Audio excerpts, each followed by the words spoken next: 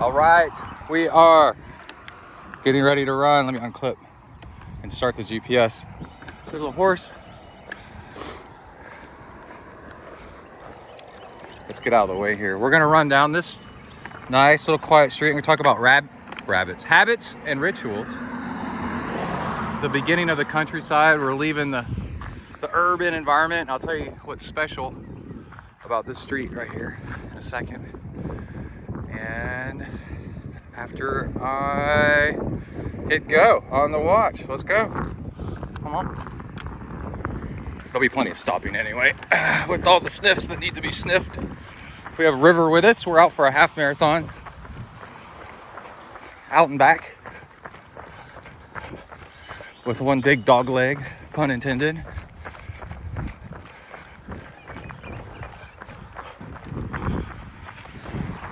So this road is, as you can tell, narrow, lined with trees, much more quiet and nicer than that one that we were just on.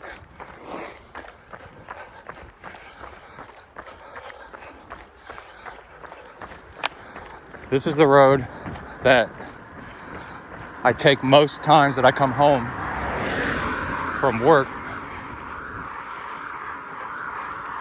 I could call this decompression alley. I drive down it. The speed limit's 35 miles an hour, so I drive down it real nice and slow. And it helps. Yeah, there's a little animal trail right there. It helps unload from work a little bit, change environments.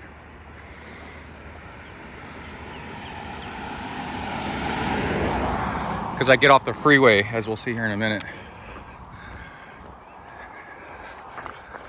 All traffic. I have to drive down the busiest street in town for a couple of miles with stoplight gridlock. Come on, let's go. Come on, let's go. Let's go. We're not gonna get anywhere.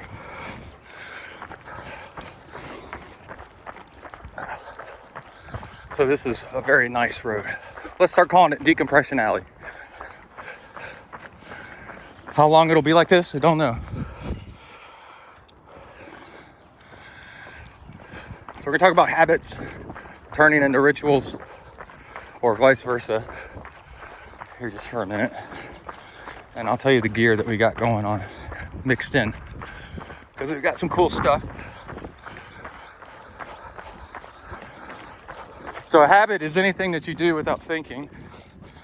You've done it enough times, it gets kind of, the pathway in your neurons gets kind of burned in, where it's easier to go down that pathway in your brain than other ones. So when you find yourself that you've driven to work and you don't even remember all the turns,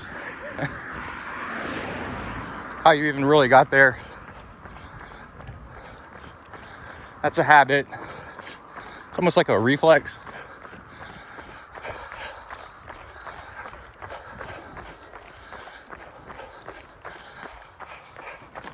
So a ritual is when you're getting ready to do something, you can turn all these things that kind of need to be habits, like making your water, having some cereal or oatmeal like I did this morning, making your fuel and water, like a ritual, and you start taking care and doing it right because it matters. And you're both paying attention at the same time, but also you're on autopilot. And we got some cactus coming up. Oh, by the way, it's a little warm. So I sprayed River down with some water. You can kind of tell, but I need to spray him down some more. There's a couple of hoses on this. Don't eat that. That's nasty. Come on. You can start to hear, now we're in the woods, you hear the birds. There's a nest up there.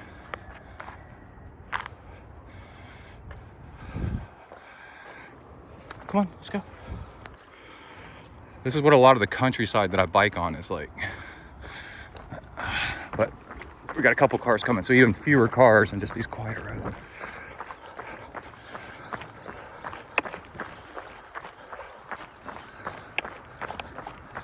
We got a car coming up behind and in front, so we're gonna get over here and get out of people's way.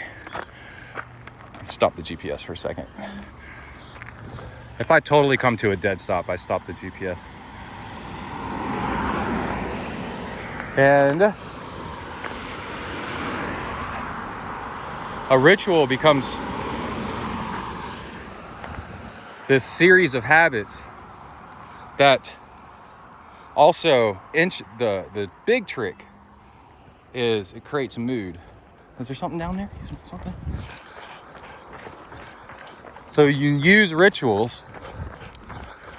I do not feel like going and working out when I wake up, but by the time I'm done with my ritual, my brain is already so pre-programmed. Come on. You want to go check that out? Okay, we're gonna stop the watch.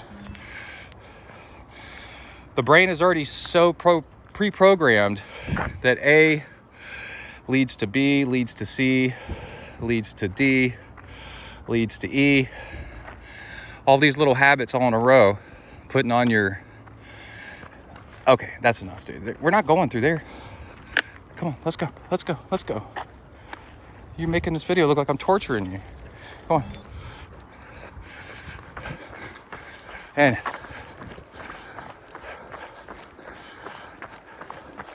you have to have faith that, because your brain does, after a while, it goes, oh, we're gonna start working out. And then, so you start the ritual of these habits. And over the period of half an hour if you're lucky, if you have a morning like that, like I did this morning,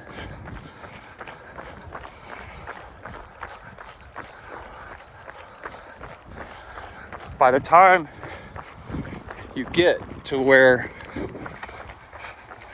oh, I got a leaky Camelback.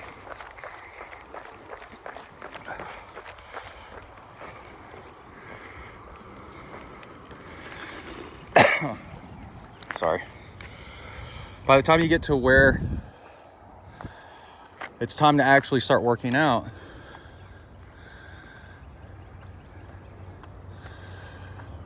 your brain's connected all these dots already, and then you feel like going. So at the beginning, one of the big tips is, just because you don't feel like working out now does not mean you won't feel like working out later. And later just means in just a pretty short while. And then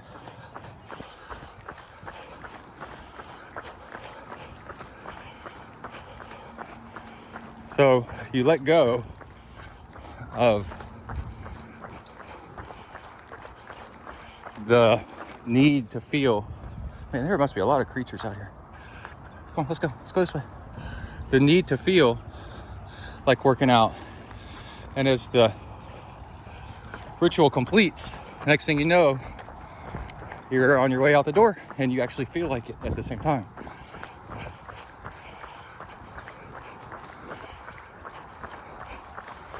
And you'll notice, like, the first time you do a habit, it sucks. Second time it's easier because you've already done it once. Third time, easier. Fourth time, no problem.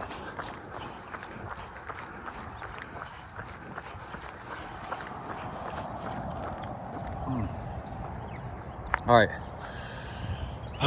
So that's how habits lead to rituals, lead to getting in daily workouts. End up after a while when you're like, how do you do that? It's like, after a while, you're like, how do you not do that? Because the ritual is so strong in you. Okay. Let's see, I'm running with a Camelback hydration pack, 2 liters of water with, I think, half a teaspoon of sodium citrate in it for electrolytes. That should be enough water. Oh, and I can get water along the way at a couple spots if I get really low. And then for fuel, I have 2 scoops of sugar. I'd say probably about 500 calories. And 1 scoop of maltodextrin, bulk maltodextrin powder, probably about 300 calories. No, 200 calories, so maybe 700 calories total. I won't drink it all. It's just a little bit extra just in case.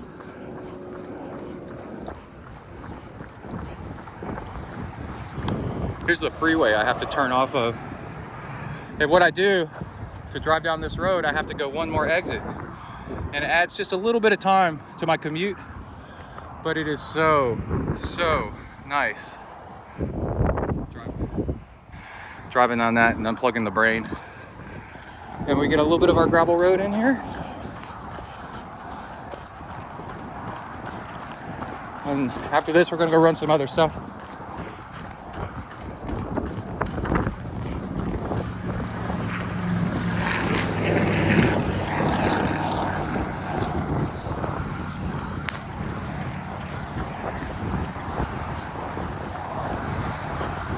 If you're gonna do trail running, you want lots of varied terrain. It really helps a lot. Oh, and the reason we're, it's gonna be sunny tomorrow. Let's stop the GPS and talk for a second. And it's gonna rain later. If I went out on a long bike ride today, it's gonna rain on me and be cold and nasty. And that does wear and tear on your bike. So I'm gonna choose to run today. Long run today, long bike ride tomorrow when it's not raining. And, where are you? There you go. I might shoot a second video, but I'm wearing the Seiko Captain Willard on the left hand. And one thing I noticed, see, the shape of the case is rounded like that. It's really cool, the whole case.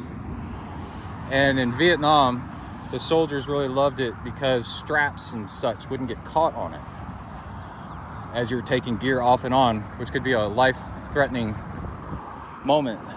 You know, you need stuff not to get hung up and work fast. So another thing I've got is a collapsible bowl in my hydration pack, but to get to it I got to take my pack off and on. So I've already noticed a little bit, but this will be a really cool run through of like how true that really is versus GPS is being done on this watch right here. And this is a Garmin 945. I also have a Garmin Fenix 5, but the altimeter is a little bit jammed, the barometer altimeter, and it records a lot more elevation gain than what I did. So I'm using this one right now until I unclog the other one. And yeah, I think what else do we got? So, so I've got fuel here, and I'm gonna do a little bit per mile using GPS. So I end up with 13.1. And then I got extra water for easy access for River right here, or I can spray him down with water with this as I hit these two faucets along the way. And I think that's enough. We got to get going. All right, you ready? Let's go.